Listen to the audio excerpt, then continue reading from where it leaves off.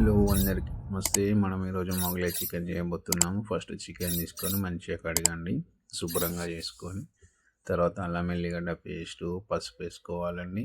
నేను 1/2 kg చేస్తున్నాను, 1/2 kg తగ్గట్టు చేస్తున్నాను. మీరు ఎంత వేయాలనుకుంటే అంత వేసుకోనండి. ఉప్పు వేసుకోవాలి, కారం వేసుకోవాలి, మళ్ళీ వేసుకోమండి. మీకు ఎంత కారం కావాలంటే అంత ఇప్పుడు వేసుకోండి. ధనియా పౌడర్, జీరా పౌడర్ కూడా వేసుకోవాలి. ఒక నిమ్మకాయ పిండుకోవాలండి. నిమ్మకాయ పిండుకొని మంచిగా కలపాలండి. మొత్తం ప్రతి ముక్కకి మనం వేసుకున్న మసాలాలు అంటాలండి. మంచిగా కలుపుకోవాలి గట్టిగా. ఇలా మొత్తం ప్రతిది మంచిగా కలుపుకొని ఒక 1/2 అవర్ పక్కకు పెట్టుకోవాలండి. ఇప్పుడు ఆనియన్ మనకి ఫ్రై చేసుకోవాలి. ఇందులో ఒక 70% మనం మిక్సీ చేసుకోవాలి, 30% పక్కకు పెట్టుకోనండి. పేస్టీ కోసం నేను ఫస్ట్ పచ్చిమిర్చి తీసుకున్నాను. తర్వాత మనం ఫ్రై చేసుకున్న ఆనియన్, 1 కప్పు పెరుగు, కుడక పొడి ఫస్ట్ వేసుకోవాలండి. కారం కావాలంటే మిర్చి కూడా ఎక్కువ వేసుకోవచ్చు. ఇప్పుడే కుడక పొడి, తర్వాత కొత్తిమీర, పుదీనా కూడా వేసామండి.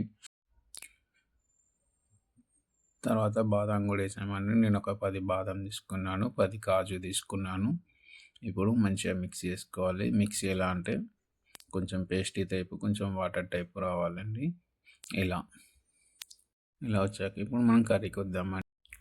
మిరియాలు, లవంగ, ఇలాచీ, చెక్క, ఆకు, జీలకర్ర తీసుకొని ఒక కడాయి పెట్టుకొని నూనె వేసుకోవాలండి. నేను 4 టేబుల్ స్పూన్ ఆయిల్ వాడాను. ఇవన్నీ అందులో వేసుకొని మంచి ఆయిల్లో మరగాలండి కాసేపు. తర్వాత మనం చికెన్ వేసుకోవాలి. చికెన్ వేసుకొని మంచిగా కలుపుకోవాలండి. మంచిగా కలుపుకోవాలి. వాటర్ కన్సెన్స్ పోయి ఇట్లా ఆయిల్ రావాలండి. ఆయిల్ తేలాక మనం కలుపుకున్న పేస్ట్రీ అప్పుడు వేసుకోవాలండి. వేసుకొని ఇది కూడా మంచిగా కలుపుకోవాలండి. ప్రతి ముక్క కంటేలాగా కలుపుకొని ఇది కూడా మంచిగా ముక్క కంటుకొని ఆయిల్ ఇలా తేలేదాకా వేసుకోవాలండి. తర్వాత మనం కొన్ని వాటర్ పోసుకోవాలి.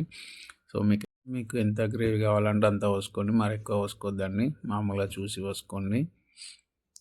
ఇలా వాటర్ పోసాక కూడా మంచిగా మరిగి ఇలా ఆయిల్ పైకి తేలాలండి. తేలాక మనం గరం మసాలా, చికెన్ మసాలా వేసుకొని ఫస్ట్ మనం ఫ్రై చేసుకున్న ఆనియన్ కొన్ని వేసుకోవాలండి.